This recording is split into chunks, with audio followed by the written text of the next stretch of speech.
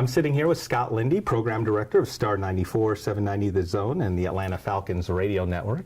Thank you so much for coming to the GAB Radio Talent Institute. I'm glad to be here, Joe. It's my pleasure. It was great to hear you speak with our students, and one of the things you had mentioned in your bio is you feel like there's never been a time better than this for radio personalities and programmers to shine.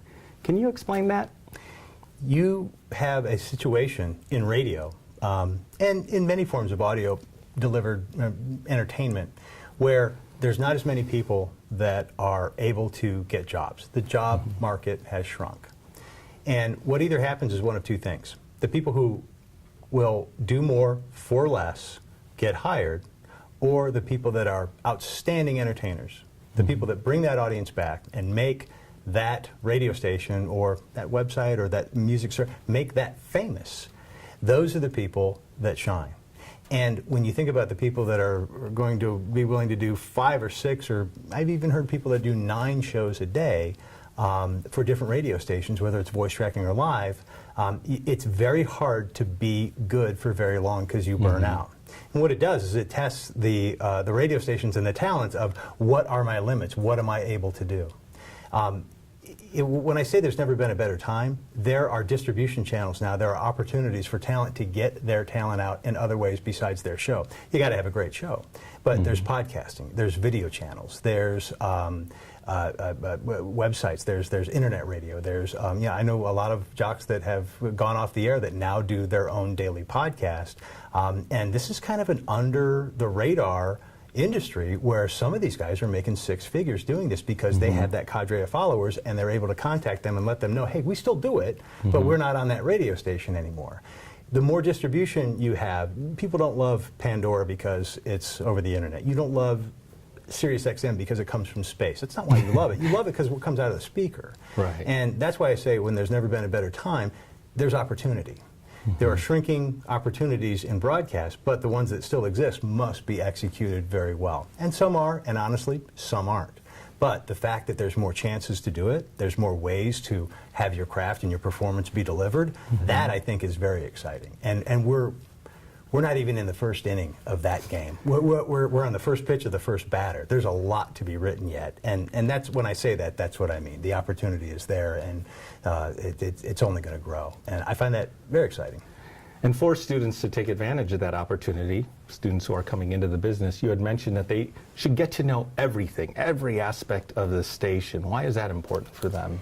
You become valuable. If you know why the radio station has this person sponsoring the weather, this client sponsoring the weather, the traffic, you know, there's a business model to be had there. If you're not sure how that company stays in business, how they make money, and you're trying to cultivate your show, your talent, you want to have more listeners listening for longer and them being more passionate about you, clearly that's your first objective as a talent. But if you don't understand what makes the entire business stay in business, or why the marketing is of a certain nature, or who the other day parts, the other jocks are talking to, or why the program director has decided to change, we're not going to stop at this part of the clock, we're going to stop at this part of the clock. The overall understanding of how that business works only makes you stronger, and you're going to be able to go farther in that business. You might actually have an idea that is something you've always wanted to do on the air. And you didn't even know that, hey, had you brought that up a couple of years ago, there's probably 2 clients that might have bought into that, and there's a digital platform that we really don't do well in, and we might have put that there. But you're not going to know that unless you understand it. And understanding the entire part of that business is, it's not for everybody. It doesn't mean you need to be an expert in it. It doesn't mean you need to have the skills to go and switch from your job into that job and do it just as effectively. But you're only more powerful the more you know about what's going on, and more specifically, what are those other departments challenged with? Ask those department heads, ask those people in those, so what bugs you? What do you wish was different? You know, and you may get the same answers about I wish I earned more money, or I wish I had more time, and I think that's every industry. But you may learn something and go, well, gosh, the solution to that really seems to be easy. Why aren't we doing that? And once you're in that conversation, you're talking about the radio business. You know, there's, I don't think you necessarily have to have that understanding or that curiosity to be successful, but it can only help you. That won't hurt you if you understand more of what your radio station is doing and their challenges and their objectives. Go to the sales meeting. Ask the engineers what's going on. You know, go out with the promotion team one time and just see what they do. You know, you're going to become more powerful. There's just no way you can't. For our students here and students in general, people trying to break into the industry, what's the best way for them to go about it? You've got to find out everything that's possible. First of all, you have to ask yourself a question: what are you willing to go through? The job that you want is almost assuredly not going to be available. It's just not. What are you willing to go through? What is close enough? What is the sacrifice that you'll make either in traveling, in a lower salary? Are you willing to work at Home Depot at night to be able to take this job, to work at this radio station in a bigger market on the weekends? Would you go to Anchorage? Would you go to Anchorage, Alaska because they have a job? What are you willing to do? It's an understanding of what that radio station has to offer, what's available to you, and then how serious are you about it? What are you willing to do?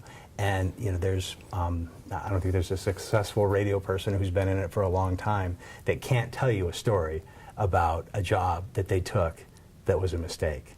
But you don't know that going in. And in this day and age, if you get a chance to have a job at a radio station, take it. At this level, take it. Find out what you don't know. And it will only help you decide whether you're going to stay in radio or you've discovered that, you know what, that didn't look that good. I worked at it, had a great boss. I was able to invent and develop, and it really shaped my career. Or I know exactly what I don't want to do in this business now because I've had that experience. You're not going to hurt yourself. You've got chances to reinvent yourself, to turn your career path at this stage. And if you're not willing to take a risk and you're not willing to either travel or low money or work in a format that you really don't know that music, and you say no to a job offer, or you say I'm not going to pursue that opening, I think you've limited yourself to the point where you don't understand the condition of our business. Jobs are tough to come by, and the one you want, it won't be there. Take the one that you can get and start learning. Well, thank you so much for coming out here and sharing your wisdom and advice to our students. We really appreciate it. You're very welcome, Joe. Thanks, Scott. My pleasure.